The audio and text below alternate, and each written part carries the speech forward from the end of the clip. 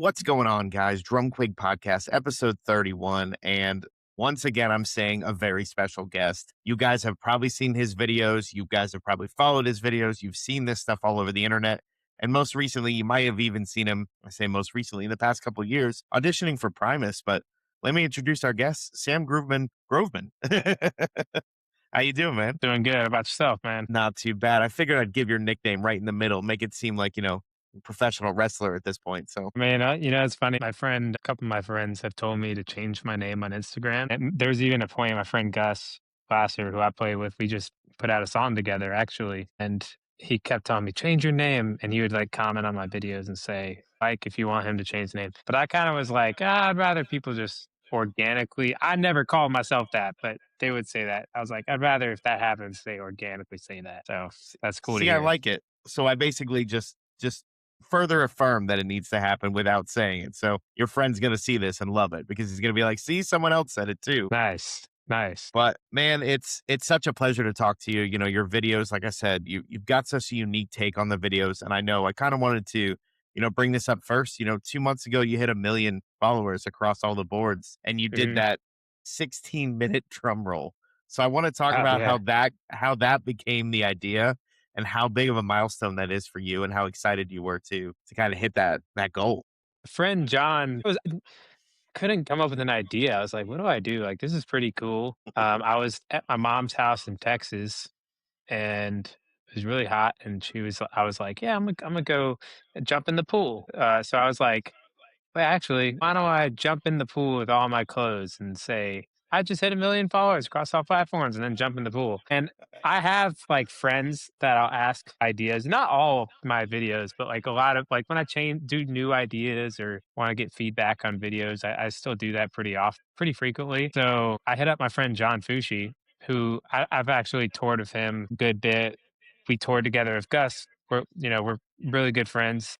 I just had my birthday this past weekend and came out to that. And anyway, so I gave him a call and I was like, yo, man, what do you think of this idea if I just jump into a pool with all my clothes on, say, I just hit 1 million followers? And he was like, that'd be stupid. It's just like, that has nothing to do. I was like, well, that's the point. I was like, it's going to be random. He was like, I got a better one for you. He's like, what if you did like a roll for 1 million milliseconds? And I was like, well, many milliseconds? How long is that? And it was like, I don't know, 25 minutes. I forget what it was. And I was like, that's a good idea. What was cool about that was I didn't expect people to watch it all the way through. And my mom has seen me play shows, but I live in Atlanta. So she hasn't really seen me make content at all. Mhm. So I don't typically do that over there. I don't have a drum set there. I just bring my pad and whatnot. But anyways, that was cool for her to like watch that happen and help out. That was really special to me. But anyways, I started doing the roll and the goal was I was like, I'm gonna do a 30-second note double stroke roll uh, at 120 BPM. And after about 3 minutes, even after a minute, I was like, this is stupid. Like, why would you do this? Like, this is not going to happen. And I was like trying to lower it, uh, I had like Bill Bachman in my ear, like, how can you make this easier for yourself? I've taken lessons from him for a while. And, he always like, oh, if you're having pain in your hand, do this. That no matter what, it was not going to happen. That's a lot of stress on your hands. So Yeah, right. anyway, I started changing to do like triplets. It's like I stayed in 120, but I did like different subdivisions. But as I started telling stories when I was doing that, I was like, that'll make this go by faster rather than just sitting here playing a role. And it did. And I was just really surprised to see people even watch that video. Like I was actually at Guitar Center and someone came up to me and kid you not said, he's like, that was one of my favorite videos I've seen was you playing that. And some people said, oh, I love the story about this. And I was like, man, I did not think anybody's going to watch this whole thing. What I thought people would do was I thought they were going to see 1 million followers. Nice. And he's going to do a roll for 20 minutes. Let me skip through and see and skip to the end. Like, oh, he did it. He went. That's what I thought people would do. I didn't think people would really listen. But that was cool to see that people seem to really like that. Maybe I was thinking I'll do flam taps next. Well, I think that because of your unique playing style, they weren't sure what to expect. And I can tell you in almost 40 years of life, I've never seen anybody do a roll that long on purpose. So like do Nice. it with Maybe the I broke a intent. record. Yeah.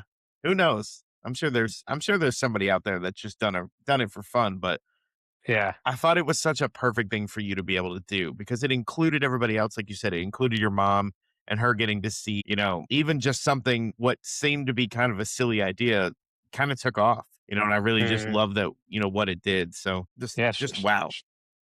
shout out John Fucci for the idea, that was all him. We'll make sure to give him credit in the liner notes. Yeah, we went on a couple European tours together too with I play with the guy named Delvon Lamarr, in the Delvon Lamarr organ trio. He plays guitar with us, or went on some tours with us. So that was pretty cool. But yeah, man, that's cool. You got me. I'm gonna do flam taps next because I can do. Flam taps is one of those rudiments you can kind of just, especially at the Bounce faster through. tempo, you could just bounce through, you know, and flow. Versus like I don't know, what would be like a dumb rudiment would be like flamadiddle. That'd be like a hard one to a flamadiddle would be like a challenge to keep going for a while, especially if you're playing it fast. Like that you're already thinking of the next one. You're already like, what can I do next time to top that last one? Yeah, I was talking to Bill earlier, and we were talking about choo-choos. So you know what a choo-choo is? Yes. Okay, did you do drum corps or drumline or anything like that? I was in band and I watched Okay. Drumline, not just the movie. So let me clear Yeah, that yeah. up. Hey, that's a classic, man. I think that's Yep. Atlanta made.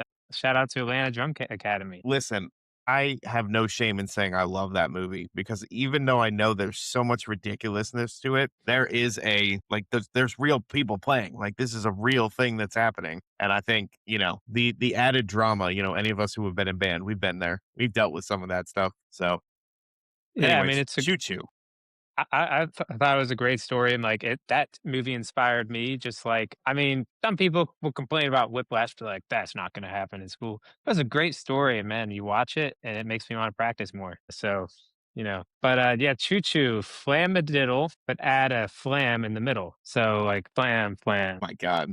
yeah, and then make it more fun. Add a cheese, That's or a flam drag, or the flam five, right?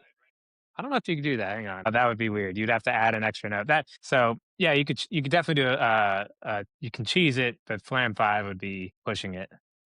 yeah. Unless somebody I can mean, do that. Hey, if somebody can do a flam 5 with the choo choo, let's see it. yeah, that's a challenge to any of you listening when this comes out. Get on it and see if you can recreate what Sam just created off the top of his head. I think a lot of people who like hybrid rudiments, you're always going to see, oh, can you do a flam 5 here? And then you go, oh, that's going to be usually not if you have to do a triple, but yeah. It's funny how rudiments have evolved over the years because it was the simple things. Like I Hmm. graduated. I know you were still in high school in 2014. I know that because of the episode, Oh, but nice. Yeah. I know that like I was in 2006 is when I graduated. Okay. We had like eight rudiments was what they were teaching us, and that was about it. And you look at those Yeah. rudiment charts now, and you're like, my God, there's so much Hmm. more. Oh So yeah. I don't know how many of them are really practical, but hey, have fun and do it, if it's creative for you and you can find a way to apply it. I think one I haven't messed with a lot is Flamadiddle Diddle. That one just never, I don't know, it, interested me as much. I was gonna say something to do with appetite, but I never had an appetite for Flamadiddle Diddles. Those are just ridiculous because you alternate, it's odd to think of alternating a paradiddle diddle and then adding a flam. That's oh, kind of what makes paradiddle diddles fun is you can burn them because they just flow so well. mhm. So it's hard to burn flamadiddle diddles. I always had a hard time with rudiments because I was supposed to be left-handed and Uh-huh. I ended up right-handed, but I still have like those left-handed tendencies. So it really screws with everything because you're like, hold on, which way am I starting here? And the Hmm. fact that I hold my right hand traditional instead of my left Okay. Yeah, I've seen that a does couple of times. doesn't make any sense. But we Yeah. do what we do. So, going back, I just talked about some of my history. Like, talk about some of your history going up because you've been doing this now for quite some time. And before I forget, happy belated birthday. That was on my list of things, but you brought it up already. Thank you. So, Thank you. talk Yeah. about what Also, what really got you started and like when you got started. okay. You know, I'll say happy birthday to my dad too. We share a birthday. that's So cool.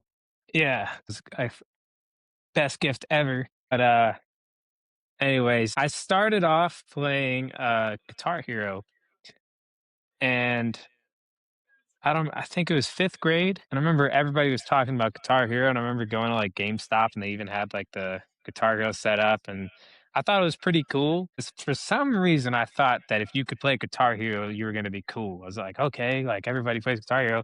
And then I got it, and it didn't make me cooler, but I really enjoyed it. I did enjoy it. I loved it. Like, I fell in love with it, and it introduced me to so much music, especially a lot of, like, rock and whatnot. It just really, like, I don't know, I became obsessed with it. I got Guitar Hero 3, then World Tour, and then Rock Band 2, and then I remember we went to, like, this, like, place where all when I was in middle school, all the other middle schoolies would meet up, and they had, like, Rock Band 2 set up, and you could, like, get in a line, and you play with your friends, and we'd go to each other's houses and play. Anyways, in my opinion, I don't think the guitar really teaches you how to play guitar. It might teach you some rhythm. I don't know, but I don't know.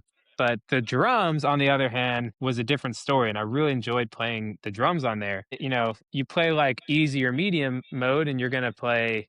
It has a kick pedal. It doesn't have a hi hat pedal, but it's still teaching you rhythm, like Yeah. because you're going boom, God, boom, God, and you're gonna hit the red one for the snare, God, tune, tune, God, tune, tune. God. Then you get to medium mode, and now you've got the yellow thing with the hi hat. If you're using the Rock Band drum kit, it'd be like this.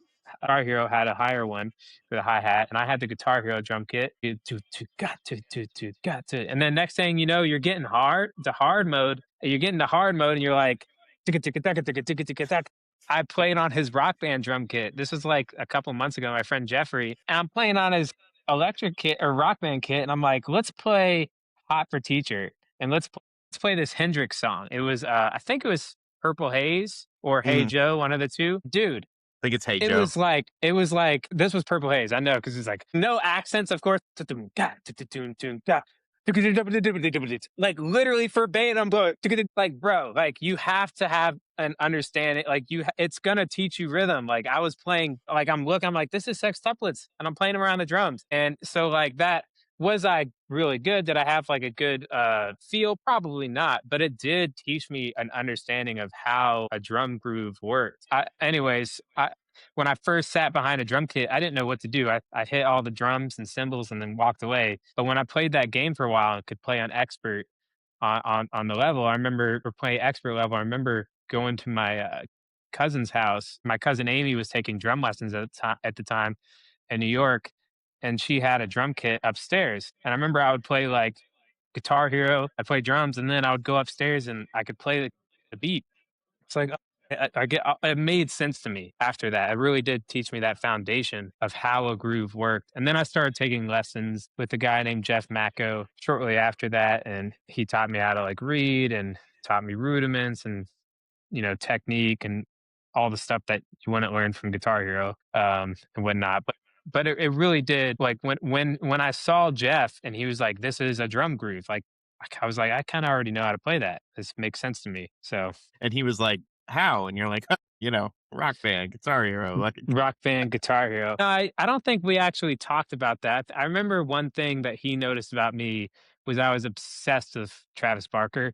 Travis Barker was also a reason why I wanted to play because I didn't know if I wanted to play guitar or drums. I remember hearing First Date, me being in 6th or 7th grade, I was like, "Oh, I love this song." That song just spoke to me, and I told my sister about it. Little did I know she was a huge Blink fan, and she was like, "You gotta check out Travis Barker." So I'd watch videos, and I was like, "Okay, I wanna do this. I wanna play drums," and I just was obsessed. I had the white Travis Barker sticks and Blink-182 shirt on, and I don't know, like, just anything Travis Barker I could find. I had his cowbell, so I just remember him being like, "Wow, you're a big fan." When I first met him, that's the only thing I remember from that first interaction. I just "Oh, remember him okay. being like, "You're a huge fan," because I had like a Blink-182 shirt on and like Travis Barker Okay." sticks and stuff. I'd love to meet him one day. Obviously, like, he's still like a huge influence on me. So maybe one day. But talking about Travis Barker, like, who else was an influence on you? Because obviously he was the big one, and every drummer has the one big one. But, like, along the way, like, watching your videos, you've got so many bits of everybody, it seems like. So, like, who influenced you then and who influences you now, that I've you've gotten to the point where you've been playing for 12, 13, 14 years? been playing for about 16, 17 years, around there. Almost 17 years. 17 actually. So I started when I was 12. I think so almost 17. I just turned 29. But Yeah, that's just changes all the time, and it's been changing. I mean, he was obviously the first one, and then I remember, like, being in the car and being like I just very, inquisitive. I don't know, like, I always just my dad, his heart. I just, like, ask him questions all the time. And he would entertain it and be like, "Oh, this guy," or, even if I remember being like, "Who's the best drummer in the world or to ever exist?" And he was like, "I don't know, Buddy Rich." I was like, "Okay, I'll check that guy out." You see these videos of him, and I was like, "Okay, so he was a big influence." I really liked trying to think, like, early on, of course, Travis and, like, all the pop punk guys, what's the Green Day's drummer, just, like, Oh, playing Trey along to all Cool. the Trey Cool, just playing along to all those records, then I really got into, like, rock, John Bonham, and I don't know, trying to think of more guys, and then as I got into I'm terrible with names, and then as I got into college, I started getting more into, like, jazz, and, uh, I remember I met Eric Benny Bloom from Lettuce and asked him for Ugh. advice, and he was like, "Go check out Art Blakey," and he Mm, said to check out Adam Dykes too. I check out, those 2 and, listen to Parliament, Funkadelic. So I started really getting to funk, and I think Clyde Stubblefield has had a big impact on huge me, and influence. at that time, also, I got into like, I saw the first Gospel Chop CDs where you saw, like, Eric Moore and Tony Royster and Thomas Pridgen, and that I just fell into that, fell in love with that, and I really, really loved Tony's playing and Thomas's, and Eric was like I was obsessed with his playing, and I would just, like, transcribe his stuff all the time, and so those were, like, really big influences. I guess now, man, I really like Nate Smith has been a big one for me recently, been listening to Mhm. him for a while, but he always inspires me. What's his name? I don't know. If it comes back to me, I'll remember. Use of Days. I really like Use of Days a lot. But those are just 2 that come to mind. There's so many great drummers. I mean, now with social media, we're just in this mecca of great drummers. You've got, like, young drummers playing crazy stuff and whatnot. My god, yeah, you see some of these kids playing stuff and you're like, "How? How is this possible?" They've got all the information at the palm of their hands. Yeah, right? It makes you wonder if, like, John Bonham had the internet. Like, what would have changed if John Bonham was playing, like, posting videos on YouTube, like, "Hey, guys, this is what I came up with today." Like, it just Oh, kinda I don't blows your know. mind. I don't know if it would have it could have been bad. He could have not gone further. I don't know. Maybe Led Zeppelin would have gotten a different drummer that they found on Instagram. Who knows? It's like things were right place, right time a lot of times, I think. Yeah. Well, I feel like there's no better segue. I mean, I kind of alluded to at the beginning, but talking about, Thomas Pridgen puts me right back in the Primus audition kind of Yeah. span because you were one of the last 10, like you were the top 10, like you were in that final 10 group. So, Mhm. like, what was it like to be selected for that? And it's like, watching the video, you can see the nerves and you can see that Les and Larry are kind of trying to like, you're like, no, relax. And you're like, it's okay. Like, it's okay. It had to Yeah. be so nerve wracking to sit in that room and play with them. But really, like you fell into it so fast. So what was that whole experience like for you? And, what was the best part about it that, maybe we didn't get to see? Um, I mean, just like the lead up to it was a lesson and like always try, because and I'll say that because I was not gonna audition for that. I wasn't gonna do a submission. At the time, I saw that T-Pain was doing a submission, and then Primus was doing a submission thing for looking for a drummer, and I think T-Pain is just looking for a band in total, or looking for multiple musicians. Hmm. And I don't know, I didn't listen to Primus a lot. Like, I didn't grow up listening to Primus. I mean, I knew a few songs, and when they came on, I was like, "This is dope." I liked it, but it wasn't something that I grew up listening to. I didn't know many of their songs. But I just knew I was like, "Oh, they got a great bassist, Les Claypool." And anyways, that was kind of it. And then had no intention of submitting, and then I get a call from Chris Brady from Aquarian, the artist relations guy, and he's like, "Hey, Sam, how's it going?" I'm like, "It's going good." He's like, "I hope you don't mind this, but I sent the guys at Primus some videos of you playing, and they're really interested in you." And I was like, "Well, Chris, I don't mind that at all. Thank you." Like, you That's know, crazy. yeah, yeah, he's the best, man. Chris is a great person.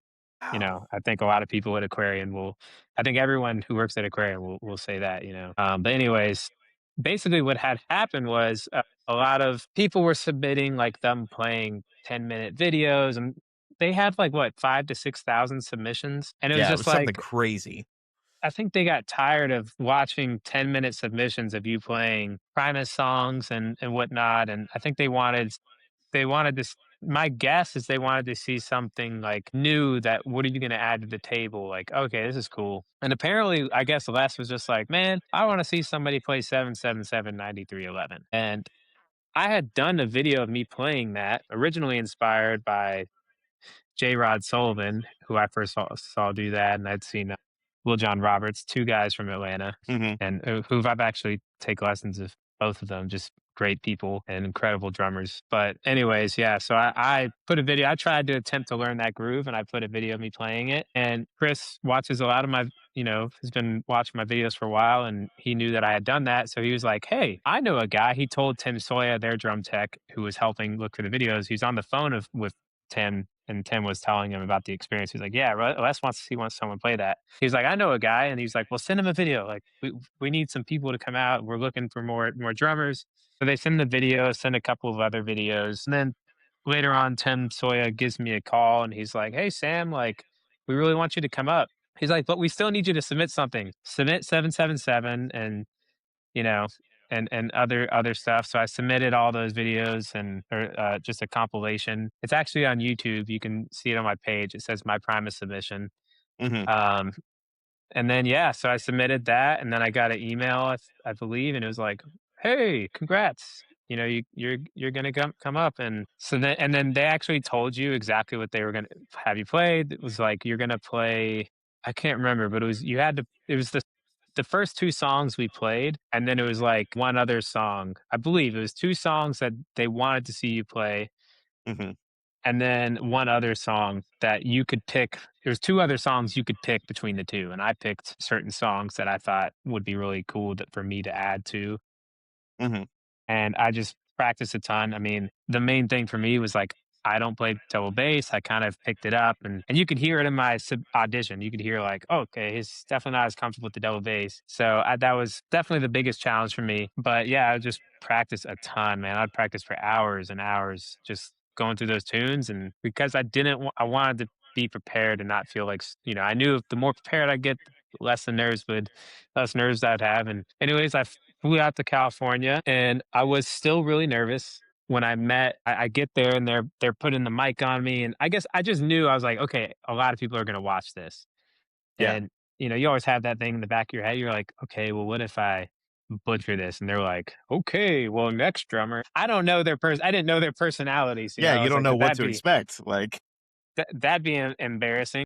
But I also knew it could be a great opportunity, whether I get it or not, that like people will see me play. And anyways, so they put a mic on my shirt, and they're asking me questions like, "What are you gonna bring to Primus that's unique?" And I'm like, I don't know, like I don't know. I didn't have much to say about that, but I started joking with the guys, and they were all really nice who were asking the questions, and I think we were making each other laugh. I was like, this is a really cool crew. And then I yeah. met Les Claypool and I met Lair, and they come back. And first I was pretty nervous, but then the first thing, I started talking about cheese, and Les is like, "Oh, Lair's a vegetarian," and he's like, "But I love colon polyps." So, and then I told him, we started talking about that. I was like, "Oh, this guy's hilarious!" Like, so the fact that I mean, we didn't even play for the first like 25 minutes or 20 minutes or so. We were just laughing, and it just kept going. The conversation kept going and going, and I could tell the crew was like, "This is going to be a really funny episode," um, which is exactly what I wanted. Not the best Yeah. drumming episode, the funniest episode. No, but anyways, it just kept going. And I will say this: like I was there for an hour or so, or I was in that room for around an hour. It's a 20-minute video. It definitely gets cut up.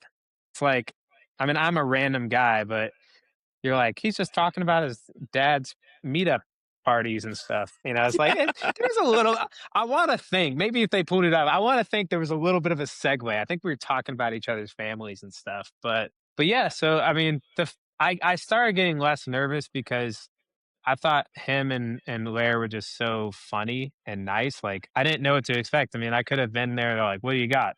All right, we're gonna play this song," and that would be a little more intimidating. But the fact I was hanging out with them and I was like, "Oh, man, I could hang out with these guys, like, they're just really fun," you know? It was like I felt like I was talking to my friends, you know? So that really eased the tension and made me more comfortable as we kept going. Yeah, for sure. And I, like I said, I know that was something that happened a couple years ago, but it just when it randomly came up, the video came up when I was just going through some of your older stuff, and I was just like, man, I haven't watched this since it came out. So I kind of Mhm. like went back down that road, and you see, what you've done, and kind of shifting gears, but like, what an experience for you to have. Like, what Yeah. just something that, to talk about and to learn from, and everything that you did learn from that, experience, to going on to, Delvon Lamarr. I had the pleasure of seeing him. I sent you one of the pictures when he was at the Minim show with, Joe Marchinek, and they were all Uh-huh. playing together, and Yeah. Jason Han on drums, and it was so funny because you Uh-huh. immediately were like, "Jason, that's Jason on drums." So Yeah. talk about what that's been like touring and what it's been like to be a part of that. Because again, Primus is in the rearview mirror, the audition kind of thing. This is what you're doing more of. And it's like every time I watch one of your drum solos, I'm just captivated because you're having so much fun, but you're also, there's layers to it. You're not just doing a drum solo. You're not doing something that looks like you prepared it and you know exactly what you're going to do, but you knew like a starting point. So kind of talk about what it's like to play with him in that atmosphere and, have that much fun. Well, Delvon found me on TikTok along with the guitarist, Bryce Calvin, and, it's just kinda random. I thought it was gonna be a scam at first because 'cause they're like, "Yeah, we want you to come tour Europe," and then I told my friend, he's like, "Oh, no, they're a great band," and I was like, "Okay, cool," and anyways, I met him at a car rental place in Denver, and, I mean, the past 5 years leading up to Delvon, I was touring with a band called the Orange Constant. We were sleeping on floors and stuff, playing some empty rooms and whatnot and playing places you're like, "Why are we playing here?" You know? But that was a great experience and, like, a huge part of my life and honestly got me to become more of a professional drummer, was from those guys, and anyways, but yeah, so it was a huge change because everything had been, like, riding in a van and next thing you know, I'm like flying out to this gig and we had 0 rehearsal. I meet him at a rental car place and then we go play the show and then we do a red eye and go play Toronto Jazz Festival. And I was like, what the hell, man? Like this is and I'm staying in like a fancy hotel that the festival it was just like a night and day. It was like wow, like it was just a big change. It was a big change. But with that also comes stress and of just like I think the caliber like of playing uh tight and stuff and whatnot. But yeah, I mean the first time I rode in the car with Delvon, we had like a 5 hour drive and we just talked the entire time. So What he's a a great person, and it's taught me a lot, you know? I mean, he would listen to every show back, and I had to get used to listening to myself play, and that taught me a lot, but so, yeah, it's given me a lot of experiences my first time traveling overseas and playing jazz clubs and, I've never played an amphitheater before or anything like that, so it's been cool, like, just, that was definitely a big change for me. oh yeah. And recently, I did 2 back-to-back tours. I did a tour with Swayze, um, and that's more like hip hop. He's a rapper, it's more like hip hop and with some reggae in there, for certain Mhm. songs. And it's funny because Swayze's like, I'm playing the tracks, I'm running Ableton, and he wants fills. Like he loves it when I play fills. He like, like if he'll turn around and and if I play any like linear fill or something, he gets hyped about it. He's like, "Yeah, let's go." I love that. He likes that, but also playing the parts, of course. And then I get with Delvon, and Delvon is much more like uh groove, holding the groove down, discipline. Not that you can't Structure, ever like, go, yeah. yeah, not that you can't go ever go off, but it's like you listen to a lot of James Brown. It's like the groove was they just hold that groove down, a lot of that stuff. It's just really cool. It goes with different styles of music. So it was just funny, like almost like having to change gears for both tours and whatnot. Love both, for their own reasons, different What a reasons. like you said, the night and day, like, going back to back, like, that was there ever a night where, like, you forgot which one you were playing with and were like, "Do the fill" No, no. Nah, no, because I think I don't know. I've played with both enough that I can kind of just I know what to do with either one. So no, not that hasn't happened. Um, what's cool with Delvon, he gives me like an open solo, and I always had fun with those. Just being able to like kind of just do what I want and have fun with the audience and stuff. Yeah. Those are some of my favorite ones because seeing those and like when I recognized that you were playing with Delvon, I was like, wait, I've seen Delvon. Like I've seen him play literally at a brewery in St. Petersburg, Florida. And it was one of Mhm. the best shows I've ever been at because between him and Jason, the guys at Minim, who I know the Yeah, guys at Minim literally released their live album and it's that show. Like it's from that show. So it's, a really cool kind of experience. But getting to kind of learn more about Delvon and kind of get into that. So inadvertently, thank you for that because it even drove it home even more to that. I'm like, this is amazing. So nice, nice. it's always those random things, right? Yeah, You know, yeah. speaking of venues, when you did that tour, the first time out, was there one venue that you just kind of like was had to take a step back and just be like, "Oh my god," like, we were sleeping on floors, driving in vans, I and now mean, I'm playing this venue. Like, was there one in particular or was it just a whole experience? definitely the Toronto Jazz Festival. I mean, the first show was a big crowd in Colorado too, but the Toronto Jazz Festival was definitely like different. I mean, Jazz Olivet in Paris, that was probably the biggest one where I was like, whoa, this is something I've never done before. And it was like on TV and whatnot. So and like flying overseas and going to Europe and seeing the different culture and which I love Paris. I love France. So I've come to really like it there. So that was really cool. But that was definitely like walking into that place and like seeing how big it was. I was like, oh, okay, this is different for sure. Yeah, you have to take that step back and be like, "Whoa." You Yeah, know, and the night before we play it, like Delvon has a lot of people seem to know him, especially in the jazz community over there. And we went to this jazz place. We always go there. I think it's 38 Riv. And I met all these musicians, and they're like, "You're playing jazz all of it." It's like, okay, it's a pretty big deal. And I don't know, I love the musicians there. Like I've made so many friends when I was over there, like so fast. The people are so lovely, like the musicians. I think some people give France a hard time. They say people are rude there, but I don't know. I've had nothing but the opposite. I can't speak from experience, but yes, that is the general rule of thumb that the French do not like us. So I'm also a musician, meeting other musicians. I don't know, but even going out in public, I don't know. I've always been lovely. Just over there in general. I always loved Europe. that's pretty cool, man. Well, I know you said you just did 2 back-to-back tours, like, what do you have coming down the pipeline? Anything coming up? Anything special? Anything I know you're drum teaching, you're doing all kinds of stuff. I don't feel like you ever stop moving, so Let's see. Next week, I'm playing Denver at Cervantes with Delvon, and we're playing Jazz Alley in Seattle. And there's some shows in between. As far as like something cool, I'm excited for those. I love Cervantes and Jazz Alley, both great places. I've heard all good things about Cervantes, so it's on Yeah. my list. Yeah, it's great, man. But as far as like something else, I am doing a video that I'm excited about. Is the first announcement on this. Not that it's that big of a deal, but it's called Talk and Groove. And Ooh. basically what I'm doing is I'm having other musicians. I'd use a drummer first, two drummers, and we had Kevin Leon from St. Paul and the Broken Bones on, and we played. Just I love his drumming, and we've connected a couple of times, and I always thought he was really cool, and I knew he would have some great things to say. So I had him come down for the first episode, and basically he picks four different grooves, and there has to be a story behind that groove, why he picked that groove, whether it inspired him, is a big influence or whatever it is, and we both play the groove at the same time.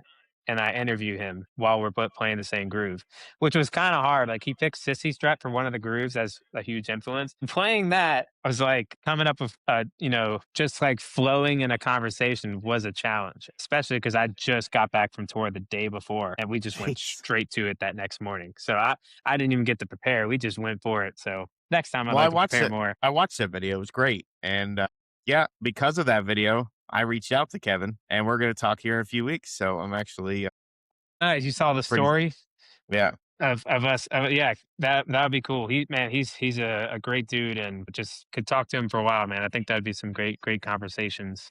But just hearing him talk about how he approaches the groove and learning the groove was really cool. So I think that would be Be fun. Yeah, for sure. I'm really upset that I missed their show a couple months ago here in Florida, but I Mm, won't miss the next one. That's for that's for damn sure. yeah. So I always leave a part of the show for you to kind of thank anybody and, throw out, like I said, you told us what's coming up, but throw out those thank yous and, anybody who's helped you along the way or anything else you wanted to say. But, this is your floor, man. Man, there's too many to thank. Let's see. Of course, thank you to my mom and dad. My dad put up with drums for so long and never told me to stop, never complained about it. He just turned his TV up really loud. But it's just always been so supportive, and so is my mom. Shout out to who's, he got me into content to take that more seriously. I don't think I would have been doing this if it wasn't for him, or at least taking it that seriously like I started to do in Mhm. 2022. I still send him like almost every video I do. Just and he does that too for me. Like I'm like sometimes I even know the answers, but I'll send it to him. To like, what do you think? And he sends me his, and we just still do that.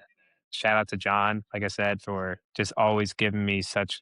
John has always been giving me great advice and help. Jacob Sherwin has been a huge help, and Bill Bachman.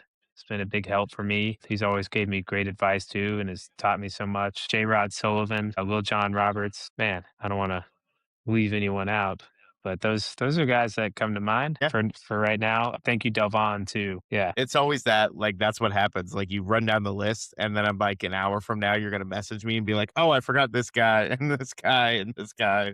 It Now what'll happens every happen time. is I'll get a message from a friend who watches it and be like, "Oh, so Gus and John are so special." Some of my best friends, but I also like a lot of my best friends who they help me in different ways, but a lot of my friends don't play music, so this strictly talking music. So Yeah. they don't get the shout out for the music aspect of things. If we talk about life, that's different. Shout out to Beeson That's and a whole Andrew. nother episode. Like, that's a whole Yeah, episode of people. yeah. No, man. And then I'll take a moment. I've got a couple Stay Tuned Records, local record store. We always talk about them not being a sponsor. They're not. They're just two really cool people who, about a month ago, the unit above them flooded and right into there. So, the record store like lost thousands of dollars of stuff.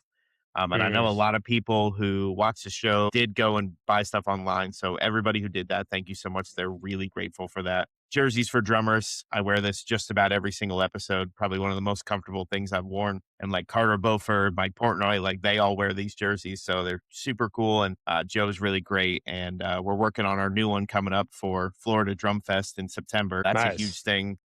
It's going to be the first time I'm out in public as the podcast. So it's kind of a big deal to be like, I'm going to be sitting at a table awkwardly, like, hello, No, that's sick, man. That's gonna instead be of the cool. comfort of my own room.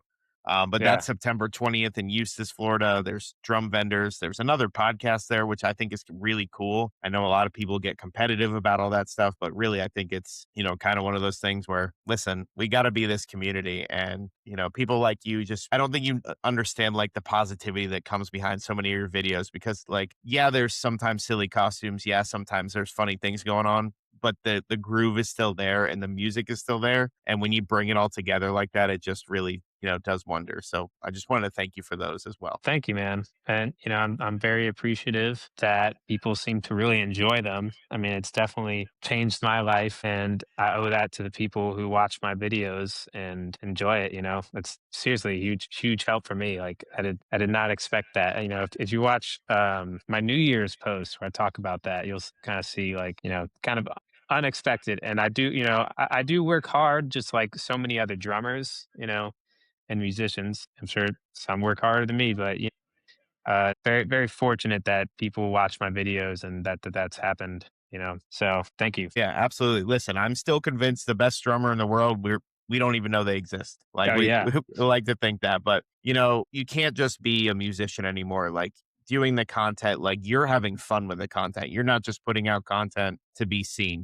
You're having a lot of fun with it. It's just Mhm. like photographers now. Like photographers can't just post pictures. They have to do behind the scenes and they have to do this and this and that. There's so many aspects that go into it as well, and you're having a blast doing it and can't wait to see what you come up with next. And choo choo flam cheese tittle, we're gonna have to No, come up with a new name for it. yeah. I'm sure there's a wacky name out there somewhere, but yeah, I mean, you got to have fun doing it. It's And you're gonna have times where you don't want to. Like sometimes I do feel like, okay, man, I got to put something out. But I always do stuff that I enjoy. And I don't know, with anything you do, at least for me, whether if it's touring, if it's teaching content, there's always gonna be a day where you're like, I don't feel like doing this right now. But the majority, like, just I have so much fun doing this. So and that really helps you to keep going and keep trying and keep progress and keep doing, whatever it's making content or performing or anything like that. So gotta have fun. If you feel like, oh, I hate doing this, it's gonna be hard to make good content. Absolutely.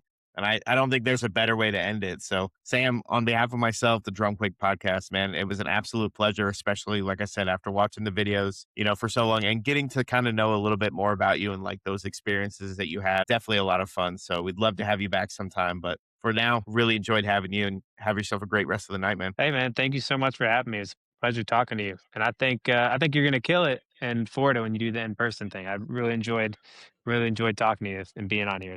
Appreciate it, man. Thank you so much. All right, take care. Hey guys, if you enjoyed the show, please like, share, and subscribe to the DrumQuig podcast. Thank you so much.